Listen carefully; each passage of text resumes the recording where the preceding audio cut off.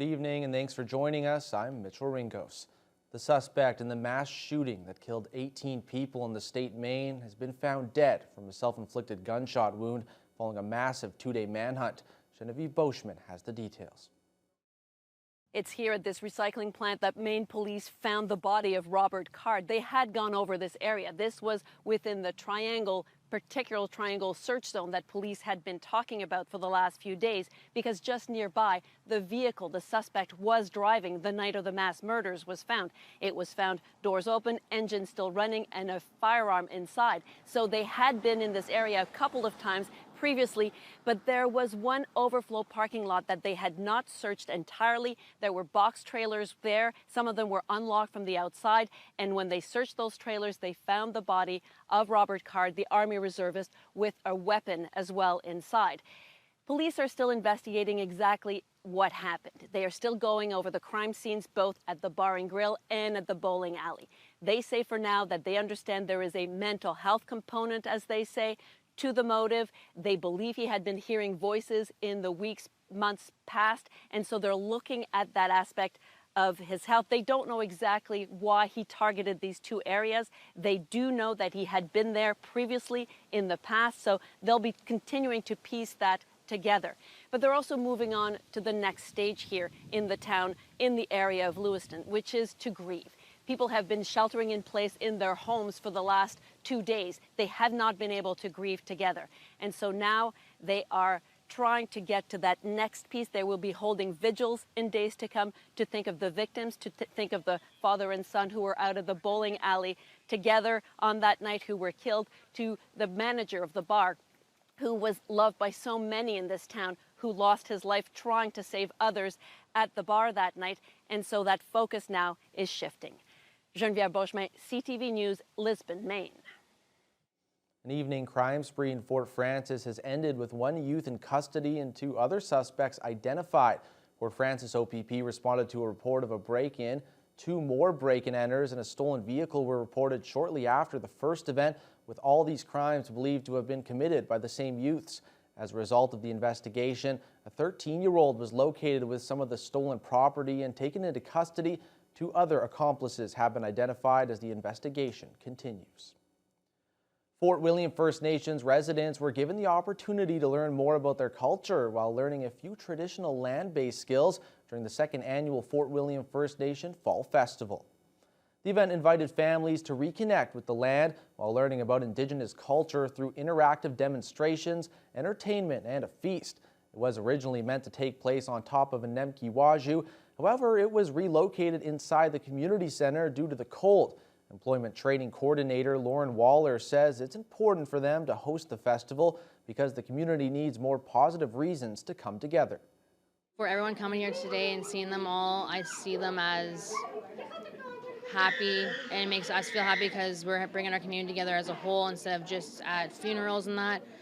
So having them all together here today is a wonderful experience, and at the end of it, I just want to thank everyone who helped put this together. Waller adds that next year they're hoping to hold the festival earlier so they can have it on a Nemkiwaju. Some Lakehead University students are working on a campaign to remove the Royal Bank of Canada location from campus. It's part of a movement condemning RBC's funding of fossil fuel projects and alleged violations of Indigenous rights. Climate Justice Lakehead set up a booth in the LU Agora this week to speak to students and staff about the issue. The group is concerned about a number of projects funded by the bank, including the Coastal Gas Pipeline.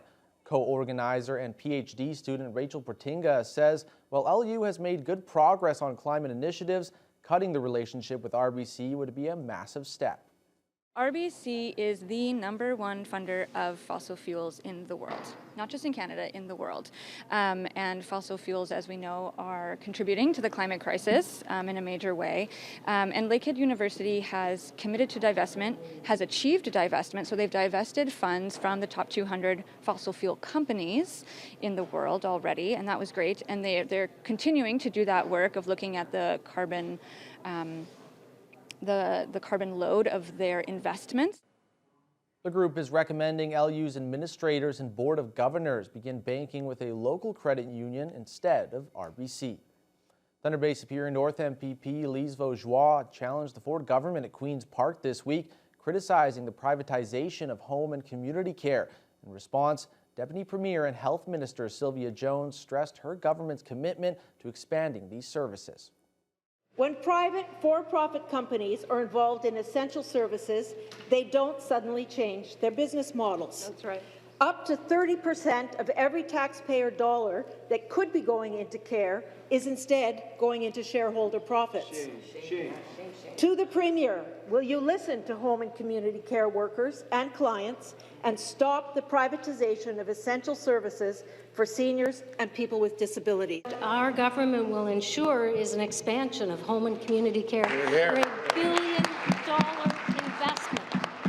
We are stabilizing home and community care because we understand how critically important it is for people to be able to access care close to home and, yes, sometimes in home. And that investment of $1 billion is going to ensure that we have a stabilized home and community care system that includes lots of partners. The 10-digit local dialing changes, which were implemented to mobile phones by T-Baytel earlier this year, will soon be mandatory for all landlines offered by the utility. The changes are due to a CRTC order that all telecom providers transition to 10-digit local calling. It's necessary for the new 3-digit 988 number for mental health crisis and suicide prevention across the country. Starting November 15th, all landline calls made without dialing 807 will receive a recorded message about the changes. Then as of January 15th, the call will not go through without dialing 807 first. T-Baytel spokesperson Jamie Smith says some people will have to get used to it and some will get used to it faster than others. I think there's a bit of an adjustment period, especially around here. People still have, your phone numbers for a long time, so you have them memorized. A few times I called my parents on my cell phone and got the message, but after you get the message a few times, you kind of get that reminder, and then you just, 807 kind of becomes second nature. And we're hoping that's going to be the case for our home phone and business voice customers as well. There's more information about 10-digit calling on the T-Baytel website. For the first time since 2018, the local and out-of-town model railroaders were able to get together for a charity event that also gave them the chance to showcase their hobby. The Thunder on the Rails Model Railroad Show brought out residents to the West Thunder Community Center to take a look at the different displays and toy trains. Jessica Clement reports. It's been 5 years since local and out-of-town model train fanatics were able to get together again and showcase their model train displays. And they were all happy to be back. 5 years was plenty long enough. And fortunately, many of my friends and obviously some displayers agreed with me. Thunder on Rails organizer Terry Moore says they were worried about how many visitors would come by after the hiatus, but they were quickly proven wrong as residents of all ages came down to the West Thunder Community Center to see the various model railroad layouts, antique toy trains, and other hobby displays on site. Moore says there's a little something for everyone, as all railroaders are different. Not everybody models in the same way. There is no right way, there is no wrong way. You will see Lego trains, you will see fanciful modules and scenery, whereas a lot of people, it is actually artwork. It really is artwork.